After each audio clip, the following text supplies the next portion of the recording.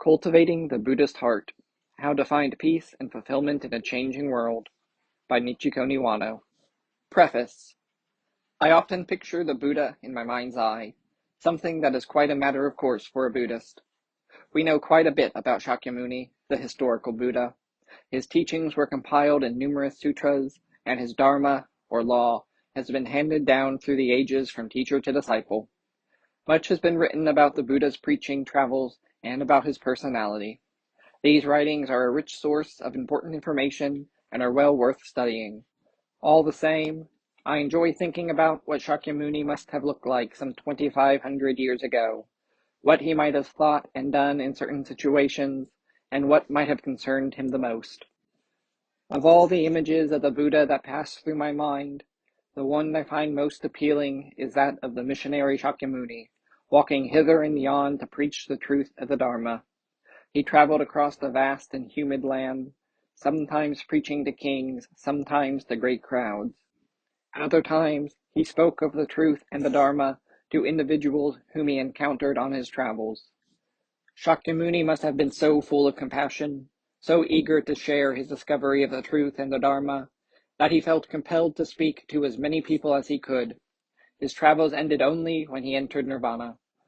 We are able to come into contact with the truth and the Dharma today precisely because Shakyamuni attained enlightenment and because he preached far and wide on what he attained from this enlightenment.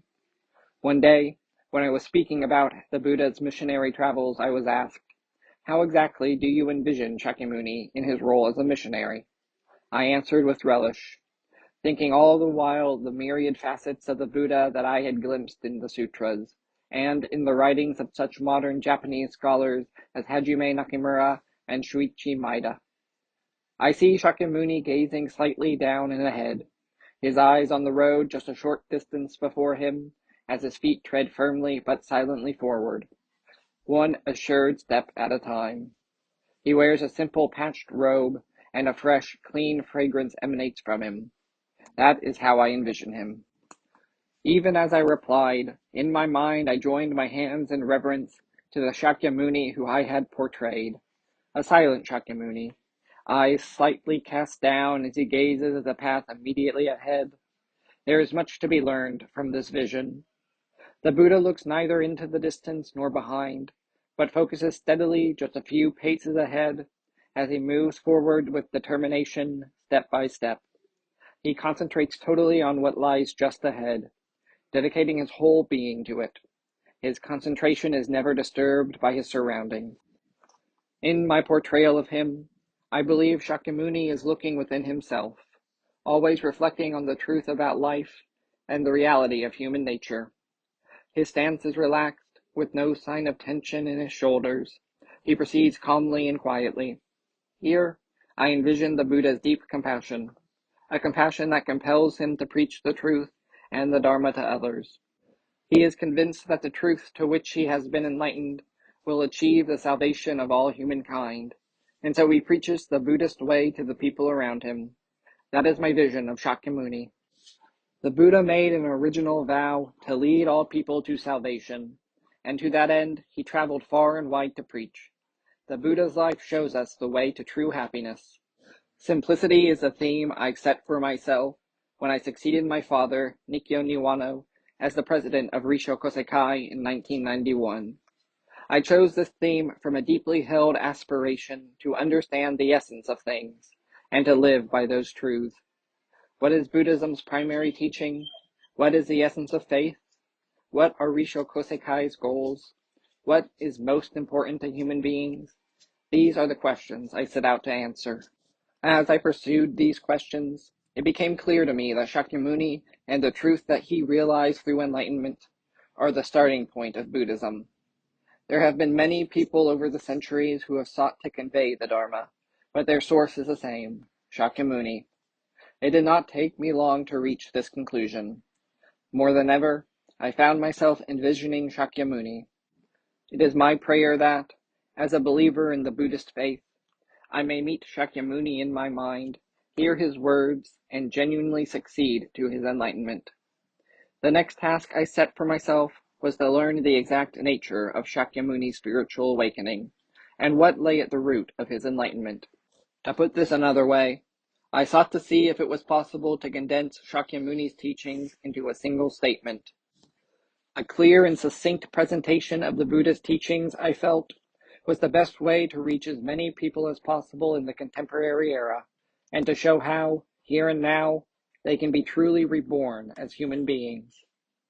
My quest led me to delve into the writings of the great teachers of the past, and to reflect on their words. The conclusion I reached from my study was the law of transience, that all things are impermanent and undergoing constant change. This is the first principle of Buddhism, the very root and essence of Shakyamuni's enlightenment. That was a thrilling moment, for I found myself instantly freed of all worries and concerns, as if a bright ray of sunshine had cleared away the fog in which I had been enveloped until that moment. Having reached this conclusion about the essence of Shakyamuni's enlightenment, I now understood what is essential for us to live fully as human beings. Buddhism's primary teaching of transience shows us how we can be reborn, even as we live in the here and now. Ever since becoming aware of this essential truth, I have dedicated myself to conveying the truth and the Dharma to others. Life is precious and irreplaceable, never to be experienced a second time. Yet how many of us really treasure each moment of every day as we should? Shakyamuni did not teach us how to satisfy our human desires. What he did do was enable us to appreciate, through recognition of the truth and the Dharma, how precious is this life that we have been given, and how grateful we should be for the gift. I believe Shakyamuni had only one objective on his missionary travels, and that was to convey the truth and the Dharma to people, and thereby enable them to recognize the true path to salvation. What the Buddha sought was the great transformation, and he did this by tilling the field of the heart of everyone he met. The year 1998, when the Japanese version of this book was published, was the 60th anniversary of the founding of Risshō Kōsei Kai. On that occasion, I proclaimed, each and every one of us tilling the field of the heart as the organization's objective. This sprang from my wish for Risshō Kōsei Kai to be a true Buddhist organization. I titled the book Shinden o Tagayasu, Tilling the Field of the Heart, to express the aspiration to emulate Shakyamuni and to realize his original vow. In the pages that follow, I have distilled topics I have discussed in my travels around Japan. I realize that the text is simple and even somewhat repetitive. All I can say in my defense is that the repetitiveness indicates points that I particularly wish to stress. In addition, phrases like the truth and the Dharma and the first principle of Buddhism mean more or less the same thing, the law of transience. Likewise, phrases like the Buddha's teachings and Buddhism refer to all the teachings of the Buddha, the so-called 84,000 gates to the Dharma. Finally, I have drawn inspiration from and quoted many people, including teachers of earlier times. I owe them a great debt of gratitude and give thanks to all of them. I wrote this book in the wish to clarify what it means to emulate Shakyamuni, the founder of Buddhism, and the essence of what he wished to convey to us, and to share the fact that we find true happiness and a sense of what makes life worth living through following the truth and the Dharma. I hope that the book will be read in this spirit. If readers find it helpful, I will be happy. Chapter 1, Living in Transience. Transience, the essence of Shakyamuni's enlightenment. The law of transience, this is the essence of Shakyamuni's enlightenment, and the one thing he wants us to know. Everyone would like to be happy. We all want to live fulfilling lives. Some will find happiness in attaining something they have always wanted. Others value most a sound family. Still others live for their work or a hobby. These are all fragile elements that may disintegrate at any moment, however.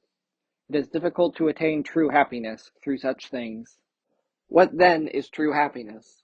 What is it that gives real purpose to our lives? Shakyamuni answered these questions by showing us the way, often referred to as the 84,000 gates to the Dharma.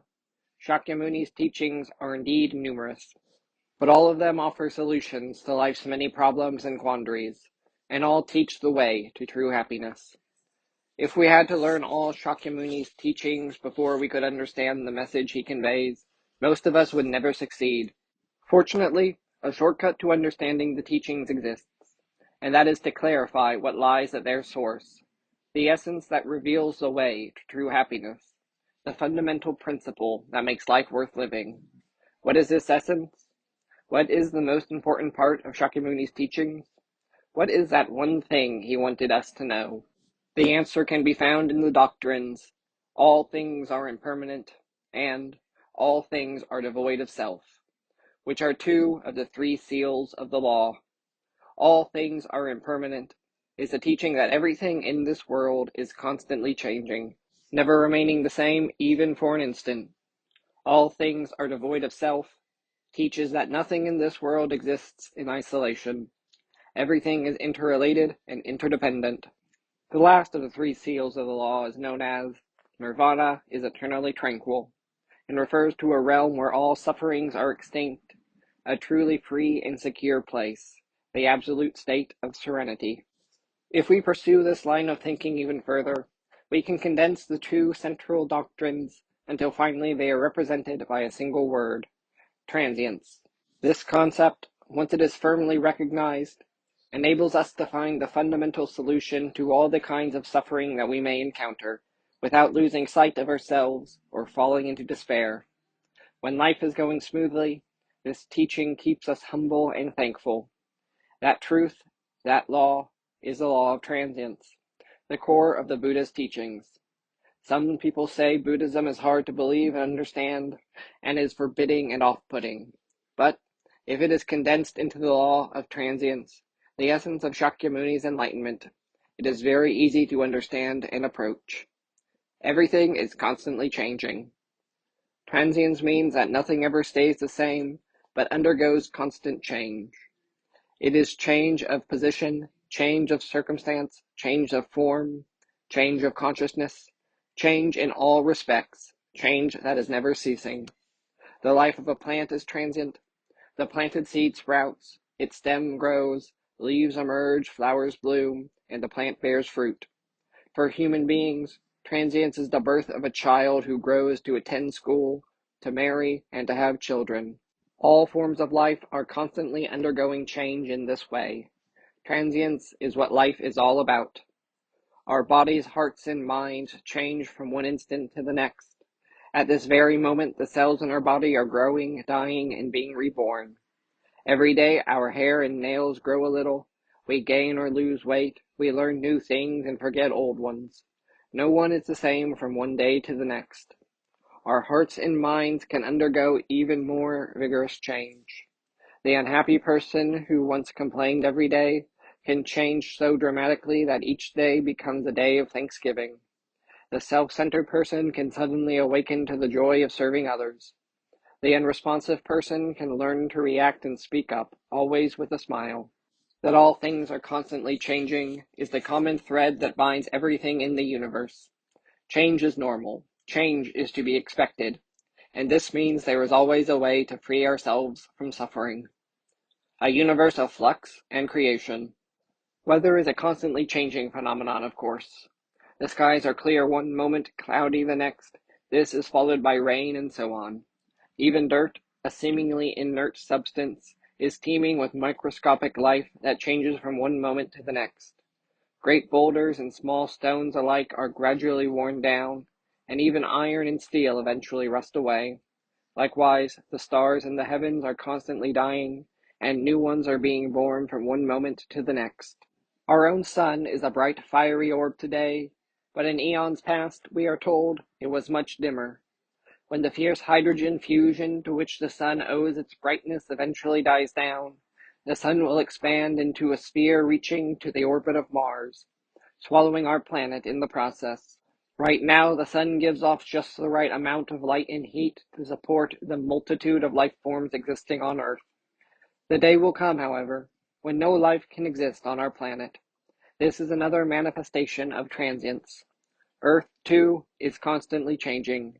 In primeval times, most of Japan was at the bottom of the sea, and we know that the archipelago was once connected to the Asian continent. Underground rivers flow deep beneath our feet, and even deeper lies seething magma. Earth as a planet is a single, constantly changing, living entity. Economics, culture, and thought are also changing day by day. Nothing in this world remains unchanged. The only eternal truth is the law of transience, a truth that will never change even billions of years hence. The eternal and universal law. Shakyamuni was seeking the fundamental deliverance from all the sufferings of human existence when he entered into meditation under the Bodhi tree. He attained enlightenment at daybreak on the morning of December 8th. There are many opinions as to exactly what was the truth discovered by Shakyamuni. Some say the nature of his enlightenment is not clear. Others maintain that he discovered the law of dependent origination. Still others insist that what he discovered was the reality of all existence, and so on. From all that I have learned, my conclusion is that Shakyamuni discovered the law of transience. That everything in the world is constantly changing, never staying the same from one moment to the next, is the essence of transience. That, I believe, is the conclusion Shakyamuni reached in his enlightenment. But you may say, that is such an obvious and simple concept. Why, anyone could think of it. Surely the truth discovered by such an extraordinary person as Shakyamuni must be complex, profound, and refined. Yet, the conclusion Shakyamuni reached was a most simple and mundane truth. I find it extremely gratifying that the great and wise Shakyamuni, in his enlightenment, should have discovered the most universal and simplest of laws, the transience of all things, and, in his all-encompassing compassion, took it upon himself to show this clearly to us. The law of transience was true before Shakyamuni's enlightenment, is still true in the present, and will be true in the future. It permeates our world and the entire universe. Transience, therefore, is both eternal and universal. Whether we realize it or not, the law of transience applies to one and all, no matter what one's faith may be. It is the great law of the cosmos, applying to all living things. Not only is Buddhism easy to understand when it is compressed into the law of transience, it also becomes much more real and personal. The act of recognizing that law and living in this recognition is the way of Buddhism. Change and creation. The law of transience far surpasses human understanding. Light and dark, good and evil, it is boundless. The opening passage of the Heike Monogatari, Tale of Heike, Japan's classic early 13th century epic of the Tara clan, refers to the Buddhist concept of transience in this famous passage. The moaning of the bell of Jetavana Vihara echoes in the transience of all things. The color of the shala flowers convey the law that whatever prospers always must wither. Unfortunately, this passage emphasizes the sadness and pathos of the fleeting world, and by its very fame has severely limited the typical Japanese interpretation of the concept of transience. Transience can be considered a cause for grief and sorrow because it encompasses aging and death, the fall of nations, and the demise of cultures. That is only one aspect of transience, however. It also encompasses joy and pleasure, happiness, and all that makes life worth living, the formation and development of things and creation. For example, the birth and growth of a child are a matter of joy, pleasure, and encouragement to parents and other family members. This is only one example of the formative, developmental, and creative aspects of transience. Thus, there are two facets to transience, and it is important to recognize both. We should be especially careful to keep in mind the positive facet, that of formation, development, and creation. The transience of both suffering and pleasure. I met him about 5 years ago, a man in his late 40s, the owner of a small business with a few employees. He had the misfortune to be saddled with a huge debt as a result of the bankruptcy of a client company and a succession of business failures. He told me how he went from client to client and from bank to bank, begging for their understanding and patience while he did everything he could to repay his debt. At the time of our meeting, the man still owed a great deal of money. The burden was a heavy one, he told me. It's such a large sum, nearly impossible to pay back, but my family and my employees are all doing their best." He continued, "I consider this a test that is demanded of me. That way, there's some pleasure to be found in what normally would be suffering. A small company that was once doing well has been forced to change course because of a big debt. I can see now that this really is an ever-changing world. I'm still in debt, but every day is fulfilling." Far from feeling gloom and despair, the man spoke with a smile that belied the heavy burden under which he labored. I was impressed by his manner, and deeply moved that the acknowledgment of transience had enabled him to accept and endure his suffering with such grace. The world is like a turbulent sea, in which we are as likely to be pounded by great waves of suffering and grief as we are to ride on waves of pleasure and joy. The thing to remember is that whatever our present condition, it is not going to last forever, and even at an instant is shifting. Once we accept that things inevitably change, it becomes possible not only to persevere, but also to persevere with a smile. In suffering and sorrow are found subtle tones and flavors of life that could never be savored otherwise. In the midst of pleasure and happiness, the knowledge that this cannot last forever keeps us from forgetting the truly important things in life. The knowledge that all things are impermanent and changing helps us to see beyond superficial joys and sorrows, deep into the essence of life, and gives us the wherewithal to lead our lives positively. The ephemeral world. We do not know what will happen tomorrow. We need to be prepared for anything at any time. We cannot allow ourselves to plunge into despair and become desperate when something unexpected happens. The way to be prepared is to acknowledge the law of transience. We experience all kinds of difficulties. Some creep up on us, while others hit us suddenly. A parent in a healthy, happy family may suddenly lose his or her job. Someone in the family may have an automobile accident, someone may die, or the family ties may disintegrate. A terrible natural disaster may occur. Such things happen all the time. Misfortune is always difficult to bear. We may suffer so much, our despair and frustration may run so deep, that we lose the will to live. It is to be hoped that we will be relieved of such pain as soon as possible. At the same time, we need to see our suffering through, to drink in the pain and sorrow right down to the last drop. There is meaning, I believe, in shedding tears, in confronting suffering straight on, and pushing ourselves to the limits of sorrow and affliction, because these are the kinds of experiences that enable us to clearly see the transience of all things. This clear vision allows us to see the way toward relief and health in the truest sense.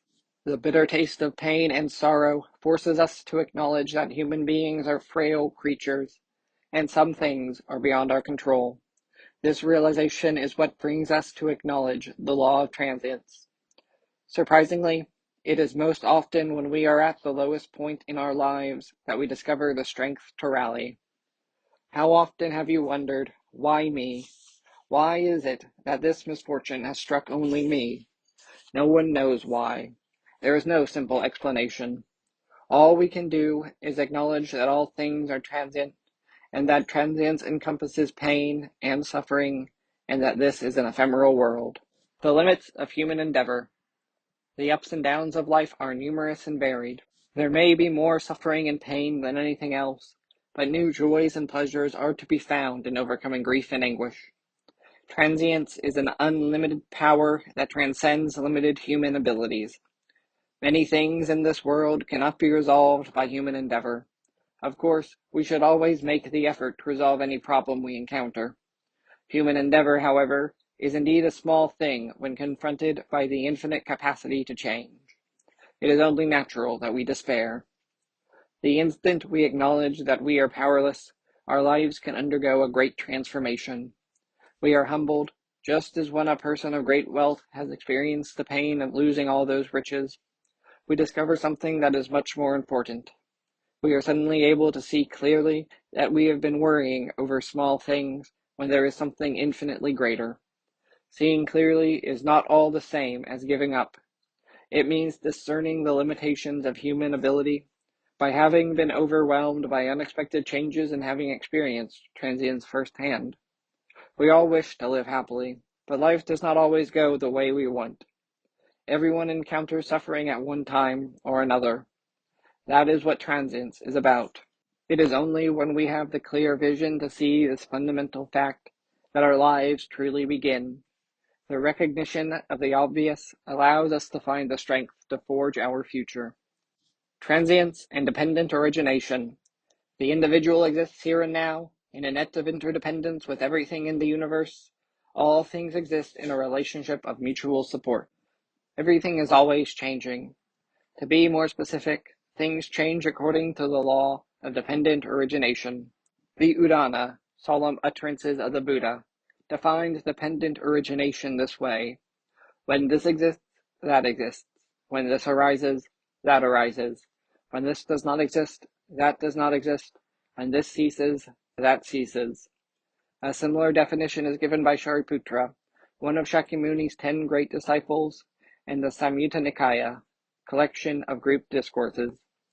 Shariputra uses the analogy of a bundle of reeds to describe the doctrine of dependent origination. It is difficult to make a single bundle of reeds stand upright, but if two bundles are leaned against each other, both will stand. Everything in the world supports something else. Let us suppose two people get into a fight. One person does something that angers the other. This is the principle of when this exists, that exists, or when this arises, that arises. Of course, this is a very narrow interpretation of the doctrine of dependent origination. When this exists, that exists, mean that all things are related. This applies not only to human relationships, it encompasses the entire world like a great net. Everything is constantly changing within the context of this net. All things are related and interact and support one another. That is the doctrine of dependent origination. The rain falls, the wind blows, the flowers bloom, and the leaves fall, all in a network of interaction and interdependence. Another principle, often discussed in the same connection, is that of causes and conditions. Everything that occurs does so as a result of certain causes and conditions. A single cause alone is insufficient. Only with the introduction of a set of conditions does something result. The interaction of causes and conditions has a universal dimension, encompassing both space and time. Because its expanse is infinite, it is virtually impossible to pinpoint the exact causes and conditions of each incident that occurs.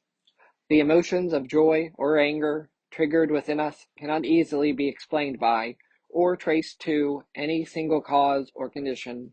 It is impossible for our limited human reason to grasp the infinite chain of relationships behind everything that takes place. Relationships. We interact every day with a wide variety of people, family members, neighbors, fellow workers, and others. When things go well, we are happy and each day is enjoyable.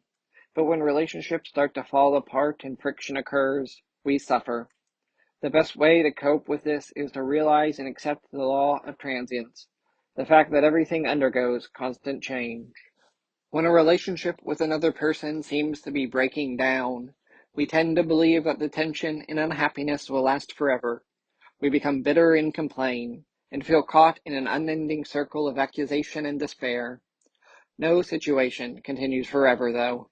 Whether things are good or bad, they always change. Much is due to causes and conditions over which we have no control. Still, to a certain degree, it is possible to initiate change. One way is to stop criticizing the other person, and instead look within oneself to acknowledge one's own deficiencies. This will encourage the other person to do likewise, and then, at last, both can work together to heal the rift. I am sure many people have resolved conflicts in this way. Those who are able to acknowledge their own failings are also able to go one step further and express sincere gratitude that their adversary provided them with the opportunity to look into their own hearts. This is a significant step which is made possible through recognition of the laws of transience and dependent origination. The recognition will usually change things dramatically. Consider your relationships within the context of the Dharma. Then you will see that all your encounters, especially those that are difficult, are marvelous opportunities to acknowledge and accept your own failings. This is something well worth giving thanks for, because it opens the way to changing yourself. We all change according to conditions, and we also serve as conditions to encourage change around us. Changing yourself is the best way to change an unhappy situation into a happy one. Remember, do not change yourself simply because you want the other person to acknowledge his or her own failings in the same way. The real reason we should endeavor to correct our failings is our own spiritual advancement, for that is what will put us in harmony with our surroundings. By acknowledging that all things are constantly changing, and by perceiving ourselves within the context of constant change, we are able to see that we exist through our relationships with others. It is realization of this essential principle that will eliminate conflict and bring true harmony to the world. We are all related. Put simply, dependent origination is the doctrine that we are all related. In chapter 3 of the Lotus Sutra, a parable, we read this passage. Now this triple world is all my domain. The living beings in it are all my children. These are the words of the Buddha. If we are all children of the Buddha, it means we are all related. We are all brothers and sisters. In his book, The Buddha in the Robot, Masahiro Mori, Professor Emeritus of Tokyo Institute of Technology, says we are all related to everything in the universe. Life is not limited to organic matter, he points out, but is shared by inorganic matter as well. There is life in hydrogen and sodium too, he says. Not only people, animals, and plants, but minerals as well have life. Mori goes on to note that our human ancestry extends well beyond our parents, grandparents, and great-grandparents. Our lineage, he writes, goes back much further, to the primates from which we are descended, to amoebas, atoms, and elementary particles. By extension, everything in the universe is related to everything else. The more we learn about the doctrine of dependent origination, the stranger and more wonderful does our own existence in the here and now become. We live in the present because of causes and conditions unbounded by either time or space. We could not have been born into this world without our parents, and they in turn derive their lives from our common ancestors. Looking deeper, we see how we are supported in our existence by many people and things in a complex web of infinite relationships. Air, sunlight, water, earth, all contribute to our existence. There can be no denying that everything in the universe is related to everything else. All are brothers and sisters within the infinite. The universe and the planet Earth within it all make up one great life. Each of us is born and leads his or her individual life within this one great life.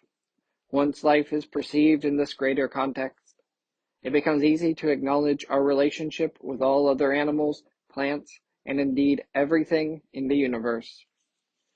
Recognizing the truth and the Dharma, whether we express it as a sudden feeling, knowing, awareness, or enlightenment, what is important is to recognize the truth and the Dharma.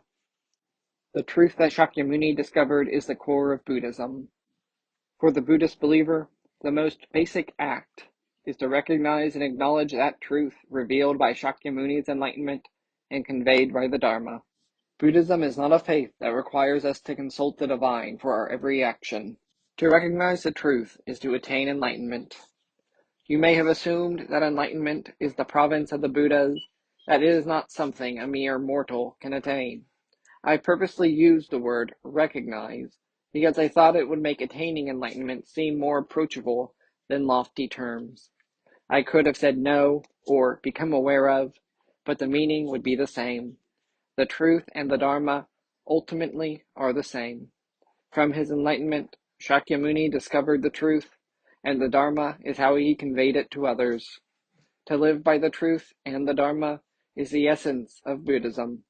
To recognize the truth in the Dharma is to know one's most innermost being, without conscious reasoning, that all things in the world are undergoing constant change. It is to recognize and to live by the law of transience. I first intuitively understood transience when my mother died. I think this is true for many people. Most often, it is through the death of a loved one, or at a moment of similar significance, that we are really able to grasp what transience means. This instantaneous recognition is extremely important, for even though it occurs as a momentary flash, it happens deep within our being and is equivalent to enlightenment. Picture a blank piece of paper in your mind. Now imagine that a burning spark drops on the edge of the paper and sets it alight. Our sudden awareness of the meaning of transience is like the tiny flame that spreads to burn up the sheet of paper. In the same way, our sudden recognition of transience spreads rapidly through our entire being. In a flash of recognition, we can become aware of the truth and the Dharma. To know and to act. I remember being taught that to learn, to know, is the most basic of human activities. Knowledge is an essential factor in every human undertaking. In the world of religion, the tendency is to emphasize action, such as ascetic practice for spiritual advancement, over knowledge. But knowledge is at the root of all action or practice. It is only through a knowledge of Buddhism that practice becomes possible. If we did not know the Buddha's teachings, we could not possibly practice them. To know is not just to amass knowledge. It is to know with one's whole being, to sense the truth with one's very life. Knowing is easy, doing is difficult, goes a common saying. But I believe the opposite. Knowing is difficult, doing is easy. Action or practice comes naturally when we know what is important. We cannot concentrate when we do not know what is really important, and our days are aimless as a result. The important thing is to know the law of transience that lies at the heart of the Buddha's teachings. Well, you may ask, how does one go about knowing or recognizing transience? What does one have to do to acquire this knowledge?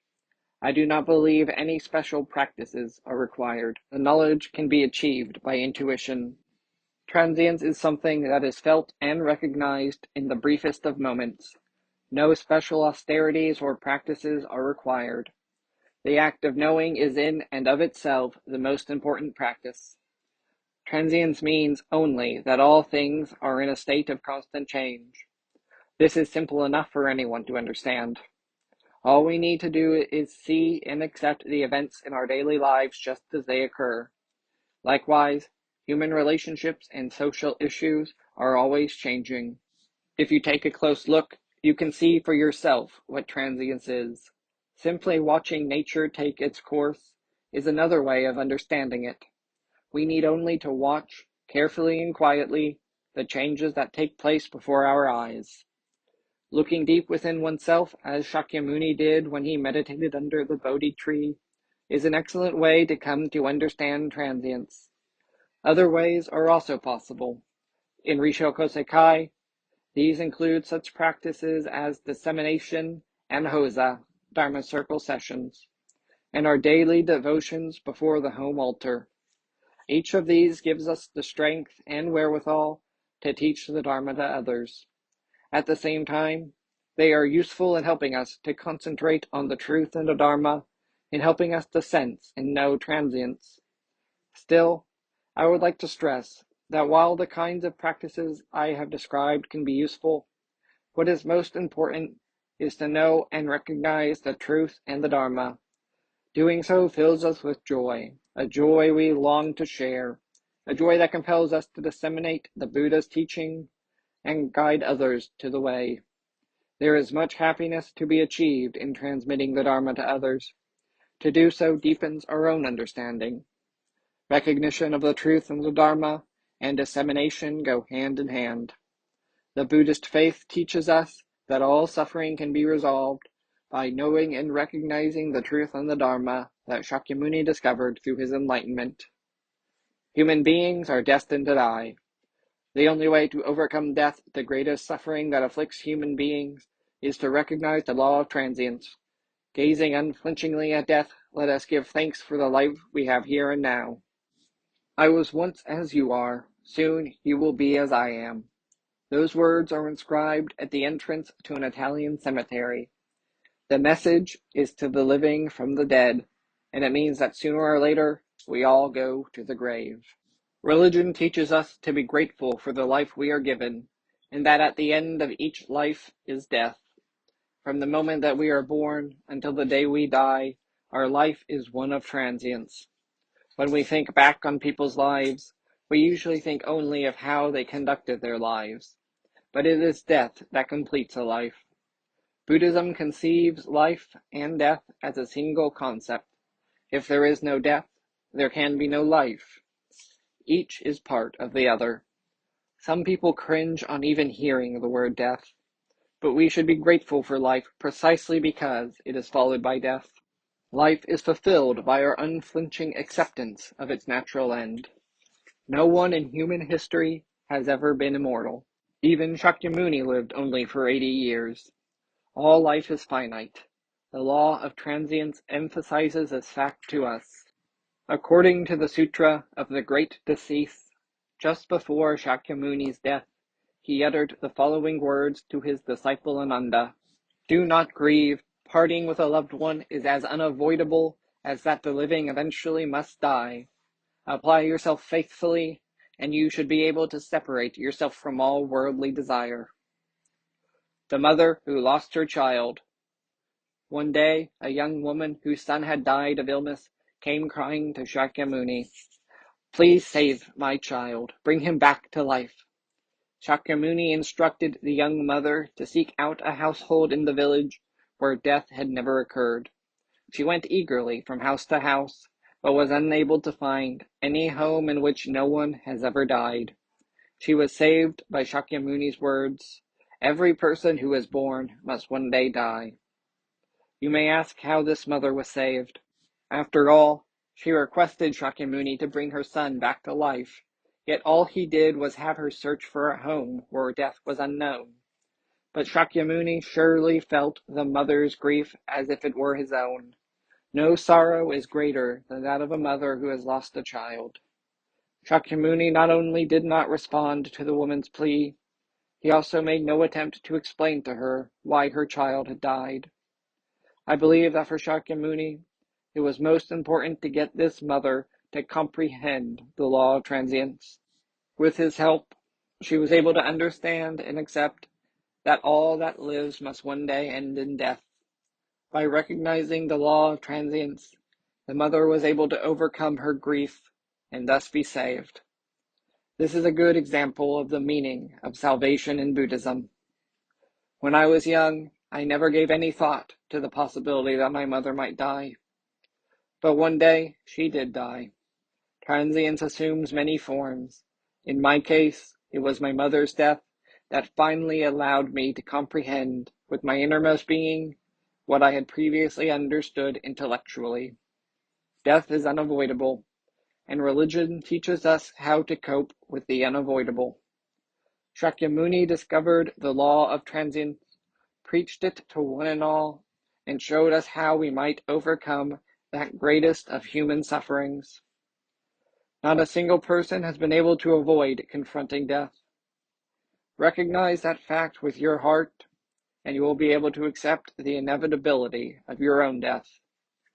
Some people live to be 100 years old or more, others die in the prime of life, and still others face death when they are yet small children. Each individual has his or her own moment of death. What we all have in common is that someday we will surely die. To live is to make one's way toward that inevitable outcome. There are people who suffer from diseases that cannot be cured with the medical knowledge we have today, and then there are the elderly who face death every day. Some people fight to live even as death draws near. It is not easy to accept one's death. Confronted by death, we are filled with a deep melancholy, an agonizing combination of loneliness and fear.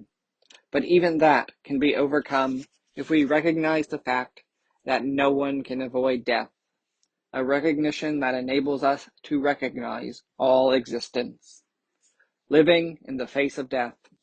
Transience simply means that every one of us must one day die. We know this, but somehow we always think it does not apply to us. We avoid the thought of our own demise.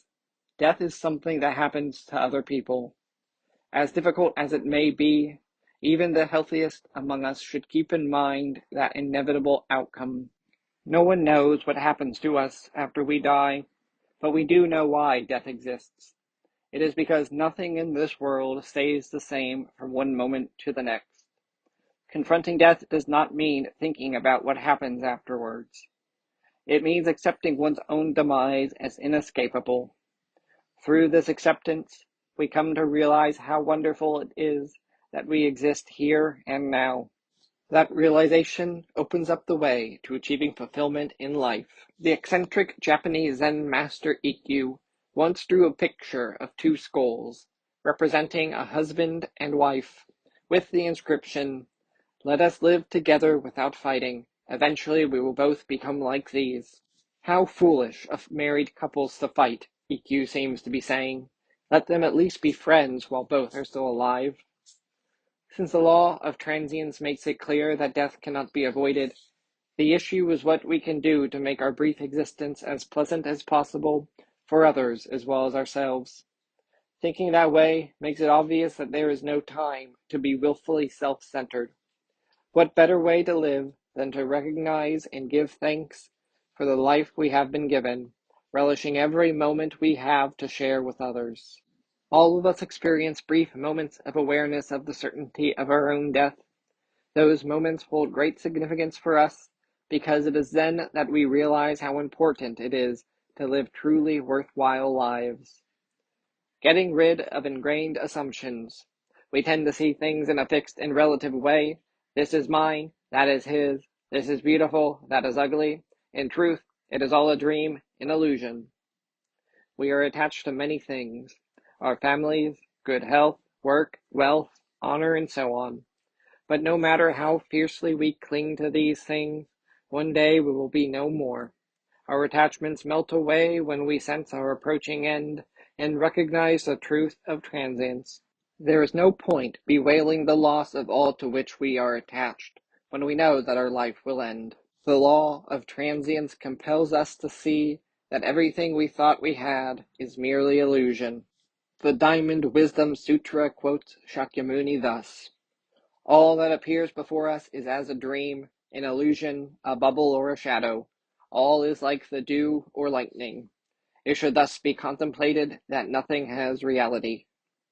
Everything is a result of dependent origination," he tells us, "and nothing has substance." Prince Shotoku, the great Japanese statesman of ancient times, who was a devout believer in Buddhism, thought that everything we hold dear, our physical body, daily life, and activities, is but a temporary manifestation. Nothing is certain. Only the world of the Buddha is the eternal truth. The Buddhist term shunyata, usually translated as emptiness, represents this transience, the fact that all things grow, develop, and disappear, that nothing is constant. The Sutta Nipata, collection of sutras, one of the oldest Buddhist scriptures, says, "See that the world is but emptiness, and even death can be overcome." To overcome death is to overcome the suffering of human existence, birth, aging, illness, and death.